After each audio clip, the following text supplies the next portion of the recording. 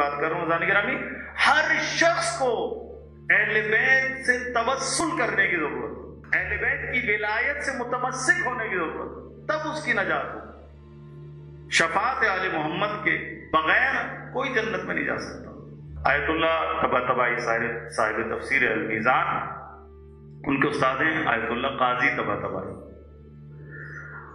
وہ واقعہ نقل کرتے ہیں کہ نجف میں ایک خاتون تھی، وہ خاتون بغض علی رکھتی تھی، بغض اہل بیت رکھتی تھی۔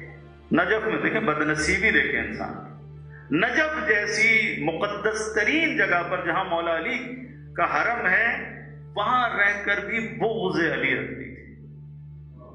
آیت اللہ قاضی طباطبائی فرماتے ہیں کہ جب وہ خاتون مری تو اس کی ایک بیٹی تھی اور کوئی اس کا سہارا نہیں۔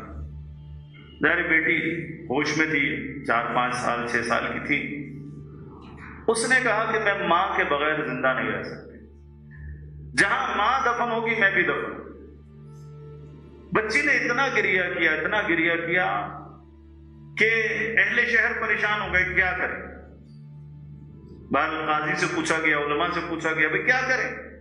بچی کی یہ کیفیت، کہا کہ ایک شب، صرف ایک شب ماں کو قبر میں اتارا جائے، لیکن قبر تھوڑی سی کھول دی جائے، ایسے کہ بچی ماں کے ساتھ لیٹے لیکن جب چاہے باہر آ جائے۔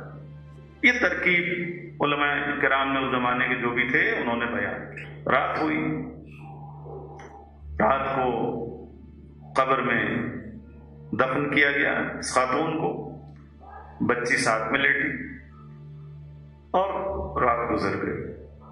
جب صبح ہوئی تو عزیز رشتہ دار، محلے والے آئے کہ قبرستان میں دیکھیں اس بچی کا کیا حال ہے۔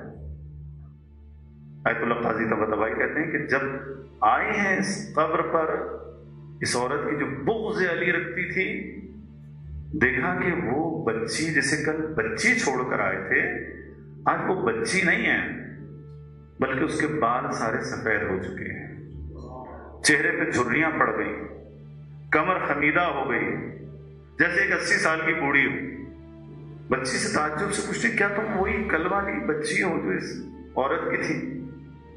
کہا ہاں میں وہی ہوں۔ کہا یہ ایک شب میں، چند گھنٹوں میں تمہاری یہ کیفیت کیسی ہوئی؟ کہا سننا چاہتے ہو تو سنو، جب تم دفن کر کے میری ماں کو چلے گئے تھے تو آسمان سے 2 فرشتے آئے، 2 فرشتے آئے، اور ان دونوں فرشتوں کے ہاتھوں میں ایک بہت بڑا سا آگ کا گرز تھا، آگ کا گرز تھا۔ اور اس کے بعد ان فرشتوں نے سوال کرنا شروع کیا کہ من ربک۔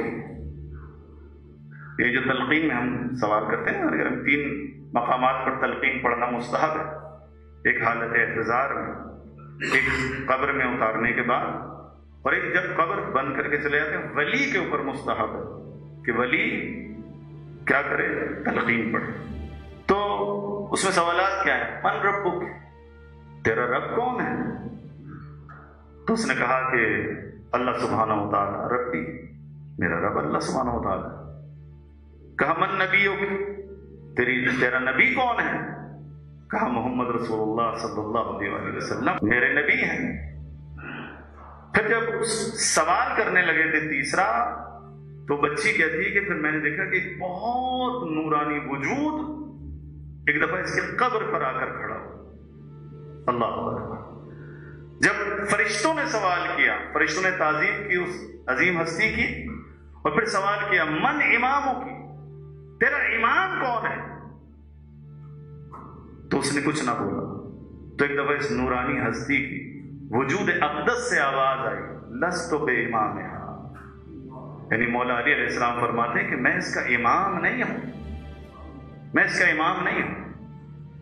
بچی کہتی ہے کہ بس جیسے ہی امام نے یہ جملہ ارشاد فرمایا کہ لست بے امامہا، اس فرشتے نے اپنا کوڑا آسمان کی طرف اٹھایا اور زمین کی طرف جب لائے اور اس میری ماں کو مارا ہے، تو اس منظر کو، ایک لمحے کے اس منظر کو دیکھ کر میرا یہ حال ہو گیا۔ اللہ اکبر، یہ حال میرا اس لمحے کو دیکھ کر۔ اے آل محمد کے چاہنے والے، کتنے خوش نصیب ہو تمہیں اللہ نے علی جیسا امام عطا کیا، تمہیں جناب زہرا جیسی آئے تطہیر کی وارث بی بی عطا کی، جو تمہاری شافع محشر ہے، جو دنیا میں بھی تمہارے مددگار ہے، آخرت میں بھی تمہاری مددگار ہے۔ ذکر ہے کہ ہمارے دامن میں ہماری نمازیں، ہمارے روزے، ہماری حتی مجالس بھی کتنے خلوص سے ہم انجام دیتے ہیں، کتنے توجہ کے ساتھ نماز پڑھتے ہیں، کتنے خلوص کے ساتھ ہم ذکر اہل بیت کرتے ہیں اور ذکر اہل بیت سنتے ہیں۔